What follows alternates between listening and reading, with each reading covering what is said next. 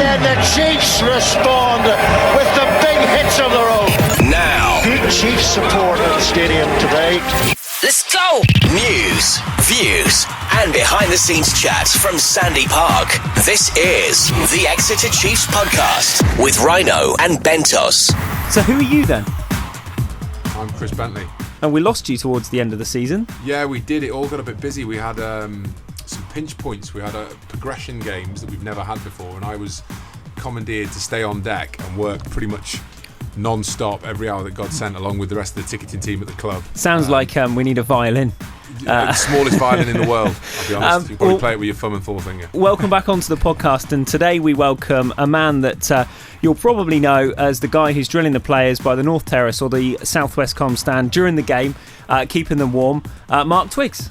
Thanks, Mark. Thanks for that very... Welcome! Yeah. Back in the podcast! Thank you for that very apt description, the one that runs the warm-ups. No, yeah, absolutely. Well, as a fan, that's who you are. But the official role at the club is head of strength and conditioning, isn't it? Yeah, no, absolutely it is. I think you can extend that out a little bit these days to head of strength and conditioning, sleep, nutrition, hydration, stress management, various Emotional different... mentor. Emotional mentor, yeah. So more a lifestyle and well-being type of coach. But that's my day-to-day at the club, as long as the warm-ups at the weekend that you do all see. Well, we wanted to get you in because normally we review what's happened in the games. Obviously, there haven't been any games, and last podcast we had was from Twickenham. You've been working with the guys a lot over the past 4 or 5 weeks in pre-season, and we've been talking off mic about how some of these guys are looking ready. Can you just tell me, as a normal man on the street, what you've been doing every single day to get these guys ready for the battle of the next season? Yeah, no, absolutely. Obviously, come the end of the season, and a long and successful season it was, the first thing we had to do was give the guys some time off. So give them time, back away with their families, go away on holiday. So inevitably from that, you've got to then start and build them in steadily. So you can't just go flying into everything in terms of contact, in terms of high running loads, high gym weights, lifting, etc. So the first thing we needed to do is just get them back in, get them grounded back into the structure that is Sandy Park, in the weights, in the running, and build them and incrementally load them over the last 4 weeks, as you say. And in fact, they're just off the back of a week off at the moment. So we work them hard for 4 weeks, give them a week off, and then back into games. So when they come back, do you find that they've let diets go and things like that, or do they stay focused and it's quite easy to pick these guys back up because of the level of a club that you are? Things have changed. When I was playing, off-season was, let's eat kebabs and drink beer and we'll come back in a mess. And then the first 4 weeks of pre-season, they've got to get us back into the shape we left in. There's definitely been a cultural shift now with our guys. Hugely, and I'd say the modern rugby player is moving more and more towards they're full-time athlete, and you can't just pick it up and put it down as you pick and choose. It's one of the things in the modern times that through the off-season, we call it an off-season. Every day there's physios in, there's medical staff in, there's strength and conditioning staff in to offer the players support for what they need to do during that time, because they can't just put it down and completely stop. And year on year, it surprises me how hard they work in that time they've got off. A lot of them come in and they really do graft. They put the time in the gym, they put the time in the physios, because in all fairness, it's the one time where they haven't got the bruises, the bangs, the knocks, the contact from a game. So actually their bodies are feeling pretty good in terms of being able to do gym loading, being able to do good cardio sessions, because they're not suffering with a hangover of a full contact game. So you do find that they work bloody hard in the off season, and I see year on year it surprises me how hard they work and what condition they come back in. You talk about the kind of hangover of the game, and I've seen you doing your kind of Monday rhythm with the guys. I want to talk a bit about that in a minute, what happens after a game when we're in proper season. But in terms of pre-season and in terms of the guys, what sort of things are you in control of? So I take it diet is the first one. What sort of diet are these guys living on? So we provide 2 meals a day at the club, so breakfast and lunch, and then they need to provide the third meal themselves. Obviously we provide supplements and snacks, etc. around that, but more so really in terms of diet wise, because you've got such a variation of different shaped people on a rugby pitch, it is slightly different for each individual. But as long as you go down the direction for us of making sure they eat well, which the fantastic thing of being, down this neck of the woods, we've got fantastic local suppliers, fantastic local produce. So we try and drive the good choices towards them all the time. And what are they? Are you talking meat here and chicken and protein? So we work really hard with local butchers, local grocers to make sure they're eating good quality produce, chicken breasts, steaks, the good lean cuts of meat, which they are, as rugby players do. After some hints and tips for himself. Oh mate, I've lost 2 stone. Down the back of the sofa, that's always where I find it. They are, but they're carnivores, and so that's they do like a big steak. They do like going places that they know they're going to get a bit of raw meat and a decent quantity of it. So, but it's, as I say, it's a little bit of balance. We try and let them enjoy themselves at the same time. So they do eat well, but it's a little bit of it's a little bit of, especially when they're back in with us for a pre-season. You've got to. Yeah, you've got to make sure that they're getting enough in to provide them energy, because the reality is everything that's going in is a game of energy. I was talking with Nick Cox, one of the conditioners, and being a big fella and not really being as hard training as I once was, I was looking for some hints and tips, and I was looking at the sort of caveman diet and the low carb diet. And I said, do any of the players do this? He says, no, we have to put carbs into the guys because the energy requirements they've got. And I remember back in the day, I was told I had to be about 5,000 calories a day just to sort of stand still. Is it sort of similar numbers with the guys now? Well, as I say, it's hard to put a specific number like 5,000 calories because there's so many different people of so many different sizes and shapes. But the general rule of thumb, if you cut out carbs for a player, carbs are your battery. So for them, for energy, they need carbs to run around. They need carbs for energy. Proteins, lean mass. So you most relate, steak and protein, chicken, etc., to their lean muscle mass. So to be the players they are, to be the physical specimens and machines running around, hitting people, etc. They need to be of a good lean mass, so they need good body weight to run around and do that with. But at the same time, to do that, they need the battery and the energy source, which is your carbs. So as a general, and it is a very general rule of thumb, that's kind of the way it works. And the funny thing with rugby players is you've got one who is very large, and then you've got one who is very lean. Is there a massive difference between, say, a diet of maybe a Jack Noel versus a diet of a Francis, for instance? Because they're completely different shaped guys, but no fat on either of them. Well, and that's the interest. There's some chunk on Donny Tomlin, trust me. That's kind Bentos, be nice. We've said this before. There's guys like him. I mean, I would have said Waldron until this year. There's a new and improved Waldron. We'll talk about him in a minute. I still think. I look at the wobble as they run. I think I could still do this. Sadly, I then walk up the stairs at work and I'm knackered and realise I can't. Well, there is that, no, but in terms of the different size between those two, for an example, no, there are very good similarities because they both need to eat well, and that's kind of the direction that I'm going along with. We try and get them to eat a good, well balanced diet and make good choices. The difference is in the quantities, because obviously you need more to fuel one than you do to fuel the other. Excess energy, you don't want it. It's going to be stored in other places around the body, places that you and I don't like, and places the players don't like. So it's just a game of a set of scales of how much they need in terms of energy release, in terms of lean mass maintenance, but making sure that it's good sources that are coming in to achieve that, and then you're not just putting useless empty calories into the body that aren't going to do you or I any good, as Chris knows. Yeah, we've had enough of Rhino's diet tips. We need to sort of move on a little bit. Enough of talking KFC. Let's talk the training then. So what's been happening over the last 4 weeks? We saw the pictures in the press of the guys at the beach. It was quite funny to see them all working hard, and then a picture of Stino building a sandcastle. Which was I found mildly amusing. I'm sure he did work hard like the others. So what was happening in that session? Why were you at the beach, and what was that about for the guys? It's the beach is another one of the things. We've got fantastic facilities down here. The coast is just down the road at Exmouth, and we very much use the beach for building it to contact for the guys.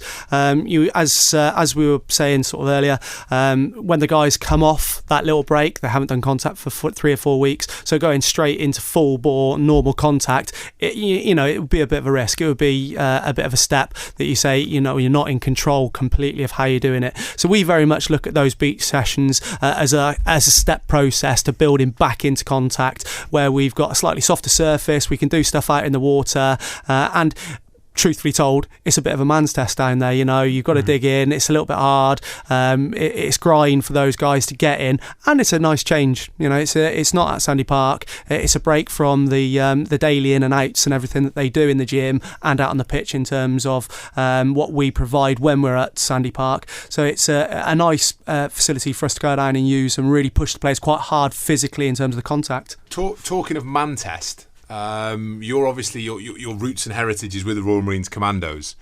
Is there a fair bit of that training and attrition that comes into the world of rugby union? Is there something that you see as similar?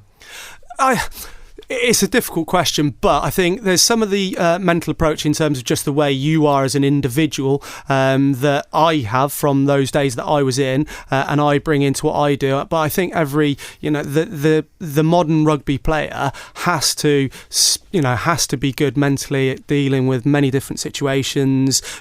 Being able to be in different contacts with at different times, so they do come up with those mental strategies. Whether it be, are you basically saying you're relentless?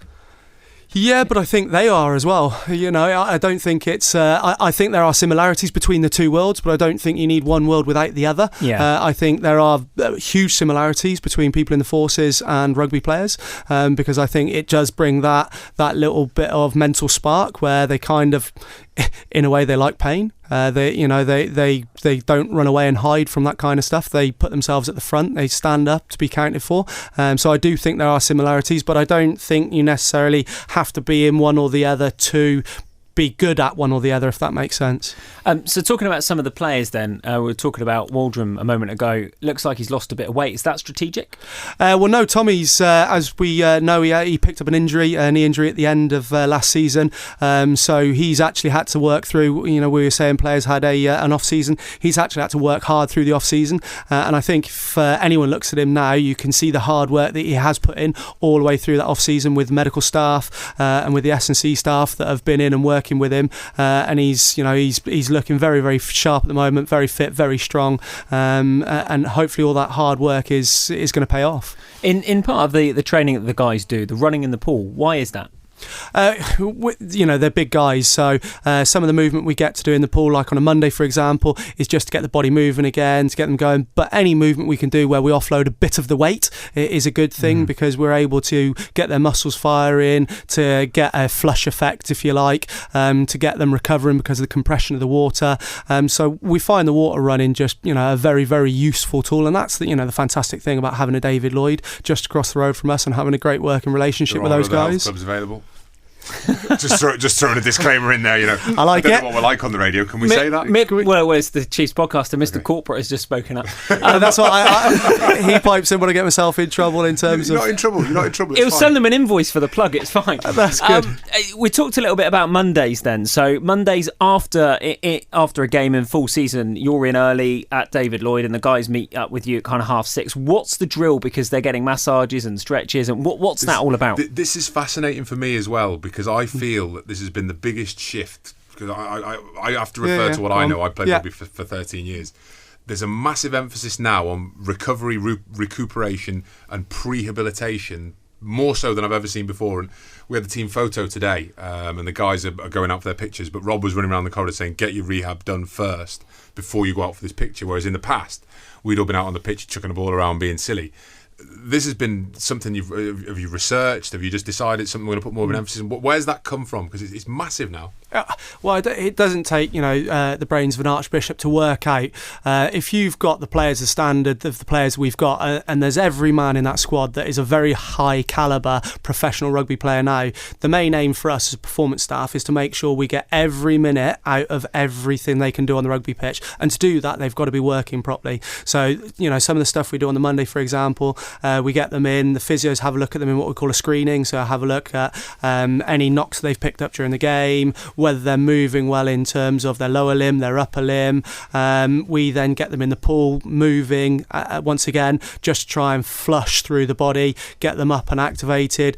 We do various few questionnaires with them to find out sleep quality, how much they've had over the weekend, check their body weights to see where they are, whether they're hydrated, a various array, if you like, of tests, just so we can gauge, very much like having a Formula 1 car. You can't just send it straight out cold to, go and do a PB lap. Very much to gauge where they are and then what we need to do with them before we put them out on the pitch. Once we then sit down, have a look at those guys, we have a kind of performance meet to check on each person.